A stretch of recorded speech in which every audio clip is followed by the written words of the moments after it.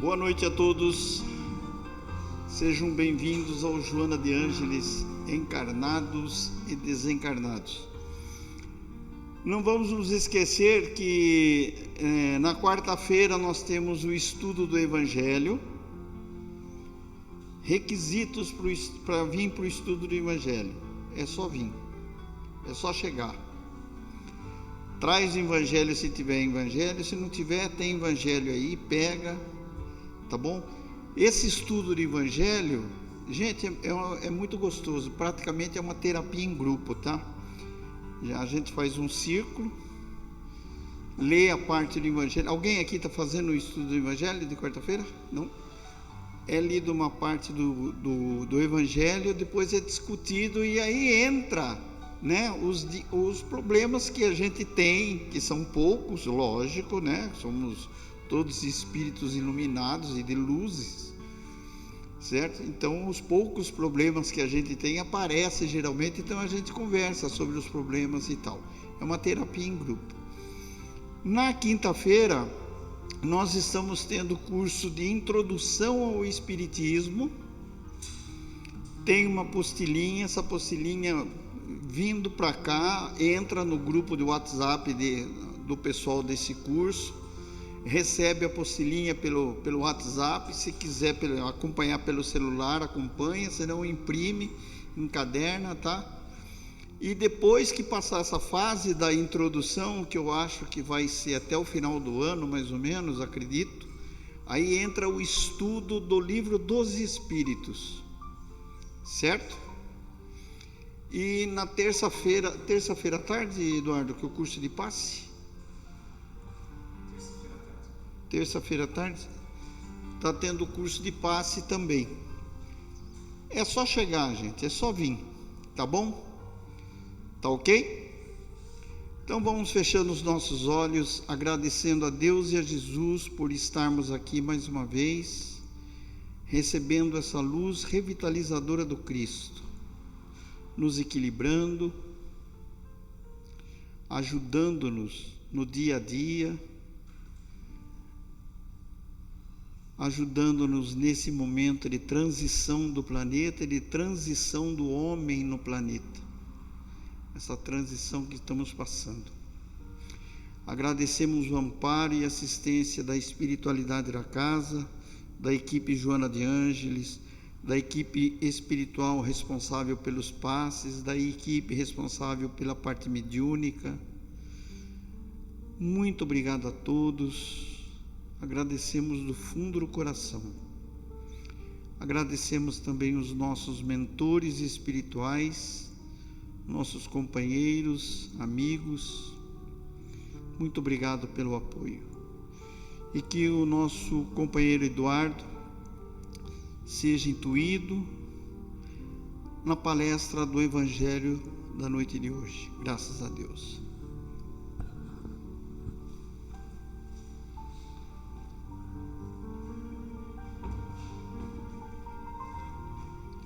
Boa noite, pessoal, tudo bem? Vamos lá, quem chegou, chegou, quem não chegou vai perder hoje, hein? Bom, pessoal, hoje nós vamos começar essa palestra aqui com uma pergunta bem simples, que talvez cada um de nós já tenha feito a si mesmo, em momentos difíceis da vida, né? De onde vem a força para continuar quando tudo parece perdido?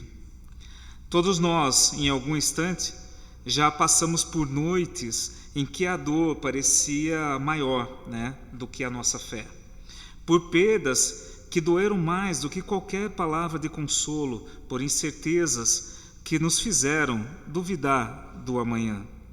E, no entanto, aqui estamos ainda, de pé, e ainda vivendo e buscando. Isso tem um nome. E é sobre o que vamos conversar aqui hoje. É a esperança, que falam que sempre não devemos perdê-la, né?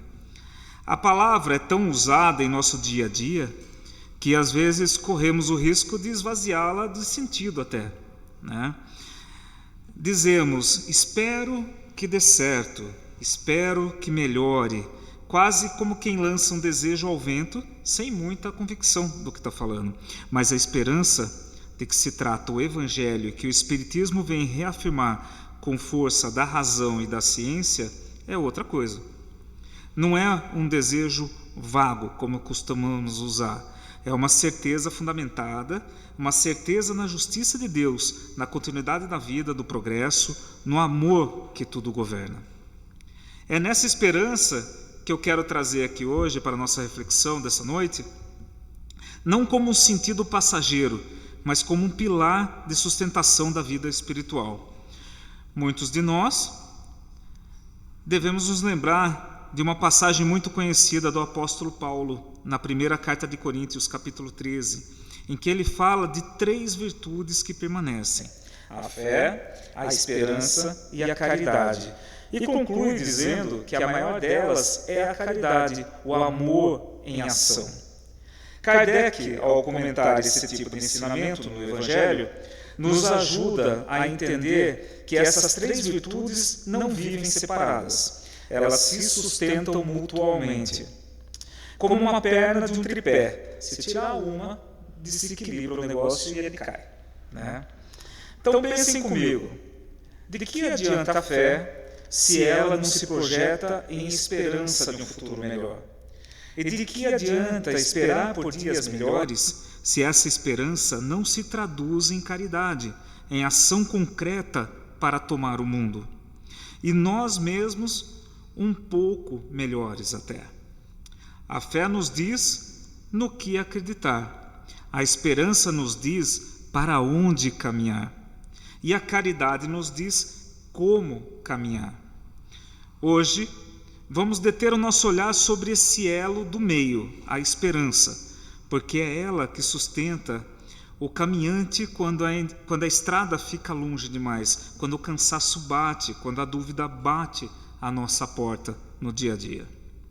Um dos aspectos mais bonitos e mais revolucionários para a época em que surgiu do Espiritismo é justamente esse. O Espiritismo não pede que acreditemos de olhos fechados.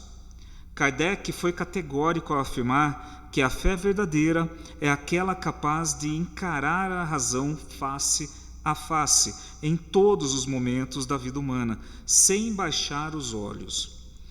E esse ponto de vista muda tudo, porque significa que a nossa esperança como espíritas não precisa e não deve ser uma esperança cega.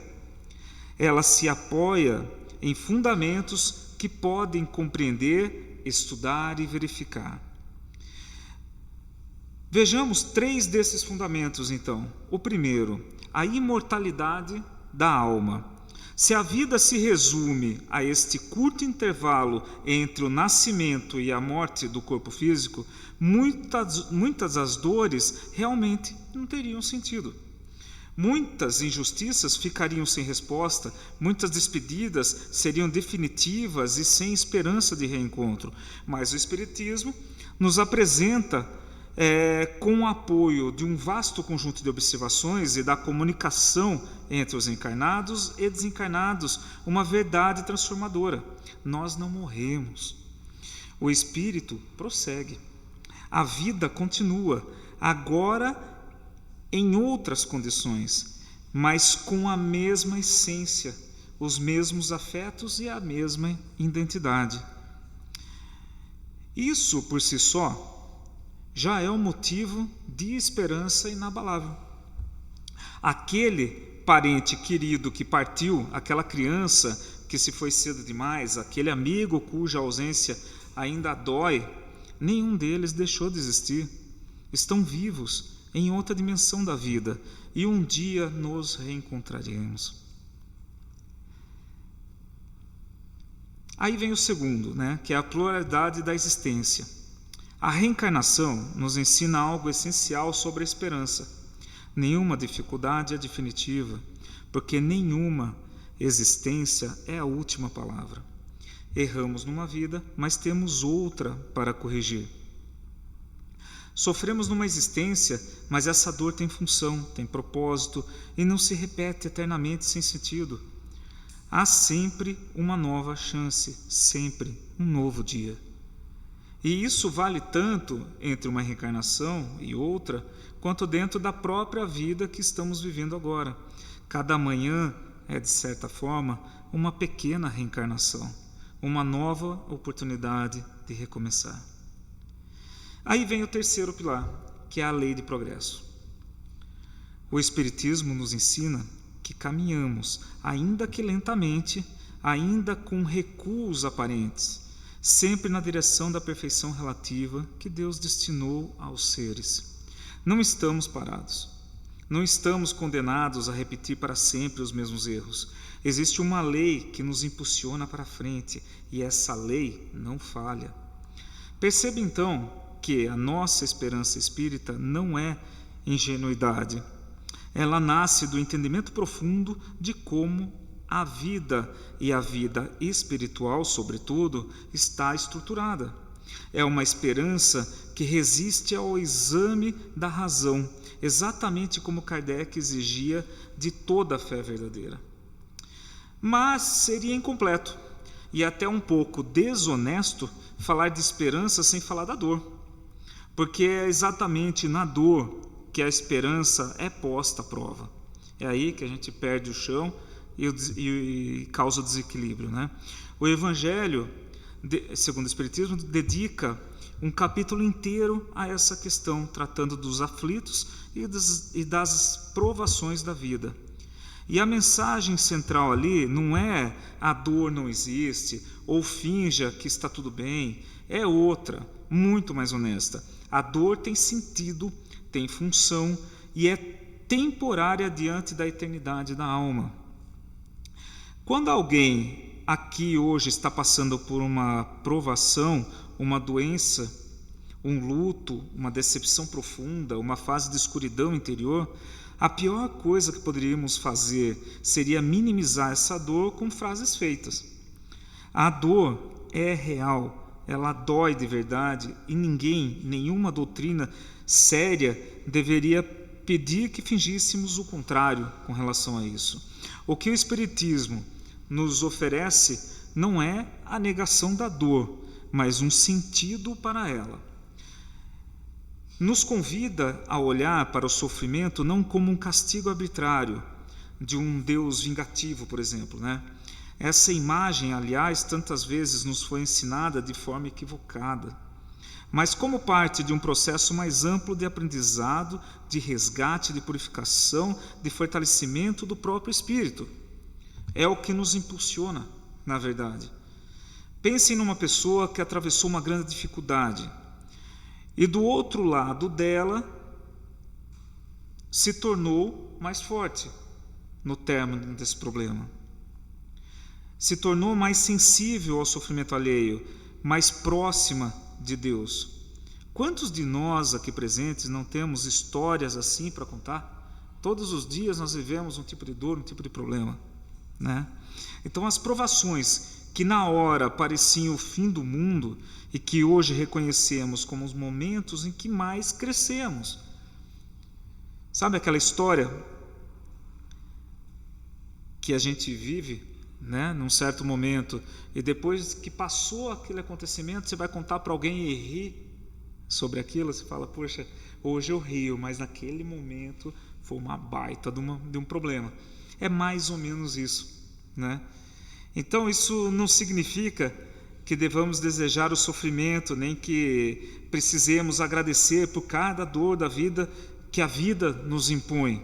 Significa apenas que quando ele chega, e ele vai chegar, o problema para todos nós, sem exceção, não estamos sozinhos, não estamos sendo punidos sem propósito algum e não estamos condenados a permanecer ali para sempre. A esperança nesse contexto é a certeza de que toda noite tem um fim. Por mais longa que pareça, a madrugada sempre cede lugar ao dia. E há algo ainda mais consolador. Segundo os ensinamentos espíritas, jamais estamos verdadeiramente sozinhos nessas travessias. Espíritos amigos, guias, aqueles que já palmilharam caminhos semelhantes, né? Permanecem próximos, ainda que não os vejamos, sustentando-nos com sua influência naquele momento. A esperança aqui ganha companhia. Não caminhamos pela dor com as próprias forças apenas. Temos sempre a ajuda divina. É importante, porém, fazer uma distinção fundamental para que essa conversa sobre esperança não se transforme numa espécie de convite ao comodismo também. Então não é porque você está sendo apoiado, não é isso, não é para se acomodar, porque existe uma esperança falsa, que é pura espera passiva, né? E é disso que a gente tem que tomar cuidado. Um dia tudo vai se resolver sozinho, dizem, né?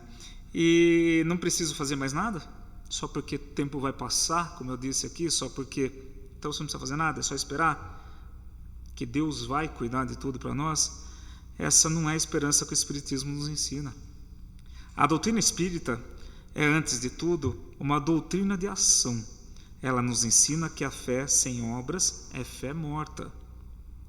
E o mesmo vale para a esperança. Esperar dias melhores sem trabalhar por eles é ilusão, não é fé raciocinada isso. Aí vai na contramão do que o Espiritismo nos coloca. A esperança espírita autêntica é aquela que nos move, que nos tira da inércia, que nos faz procurar ajuda quando precisamos. Cuidar da nossa saúde física e espiritual, reformar nossos próprios defeitos, praticar a caridade com quem está ao nosso lado. Ela é o combustível que sustenta o esforço diário de uma reforma íntima, porque só faz sentido se você forçar por ser melhor, se acreditarmos que esse esforço tem valor, tem destino, é registrado por uma justiça que não falha. Por isso, a verdadeira esperança e o trabalho caminham sempre juntos. Um sustenta o outro. É a esperança que nos dá força para agir e é a ação que confirma e fortalece a nossa esperança. Então eu vou contar uma pequena história. Talvez alguns de vocês já conheçam em outras versões, porque ela circula há muito tempo entre nós, né, principalmente espíritas aqui, quase como uma parábola. Imaginem duas sementes, tá? Plantadas lado a lado, na mesma terra. Uma delas disse à outra: tenho medo de crescer. Se eu romper esta casca que me protege, vou ficar exposta. Se eu lançar raízes para baixo, não sei o que vou encontrar na escuridão da terra. Se eu lançar um broto para cima, ele pode ser pisado, cortado, destruído por uma geada. E com medo, essa semente permaneceu fechada, imóvel, esperando um dia mais seguro para germinar. A outra semente já pensou diferente. Ela disse: tenho fé nessa terra que me acolhe. Tenho esperança no sol que ainda não vejo, mas que sei que está lá, que sei que existe. Vou romper minha casca, vou lançar raízes e vou buscar a luz. E cresceu, enfrentou vento, chuva, tempo difícil, mas se tornou uma árvore. A primeira semente, com medo de arriscar, permaneceu semente, apodreceu na terra sem jamais ter vivido de fato. E essa pequena história ilustra bem o que estamos conversando aqui, por isso que eu trouxe ela. A esperança verdadeira não é a ausência de medo ou de incerteza sobre o que virá. É uma decisão de continuar caminhando, de continuar lançando raízes e buscando a luz, mesmo sem ser sem ver exatamente o que está por vir, porque confiamos na bondade e na justiça da lei divina, que governa tudo.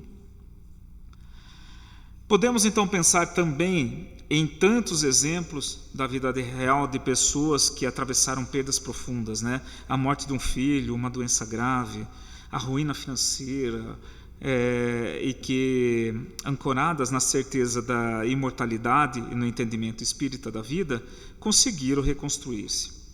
Não porque a dor tenha deixado de existir, mas porque encontraram na compreensão espiritual da existência um sentido que sustentou os passos seguintes. Muitos de nós, aqui hoje, nessa sala, somos prova viva disso. Cada um carrega discretamente sua própria história de reconstrução. E se hoje estamos aqui reunidos, estudando, buscando, é porque a esperança raciocinada, ativa, fundamentada, não nos abandonou. Chegamos então ao final dessa conversa e quero deixar com vocês então uma síntese sobre tudo o que eu disse aqui hoje, tá? Bem simples. A esperança, à luz do Espiritismo, não é ingenuidade, não é ilusão, não é pensamento positivo vazio.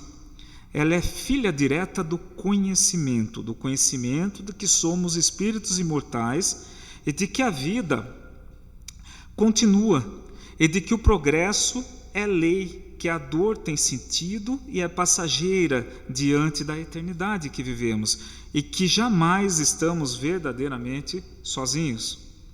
E ao mesmo tempo, essa esperança nos convoca à ação. Não é um travesseiro para dormir tranquilo, nada disso, esperando que tudo se resolva sozinho. É uma força que nos põe de pé, que nos faz trabalhar por dias melhores, que nos leva à caridade, à reforma íntima, ao cuidado com o outro. Que cada um de nós, ao sair daqui hoje, possa levar consigo uma certeza: por mais escura que a noite pareça, ela vai ter fim. Por mais pesada que seja a provação, ela tem um propósito e tem prazo para terminar. Por mais sozinho que às vezes nos sintamos, há sempre uma mão amiga, encarnada ou desencarnada, pronta para nos socorrer. Como nos ensina o Espiritismo e como a própria vida tantas vezes nos confirma, depois de toda a noite, o dia sempre chegará. Não desistam. É isso que eu tinha para trazer aqui hoje, tá bom? Então, que a paz de Deus esteja com todos vocês. Muito obrigado pela atenção.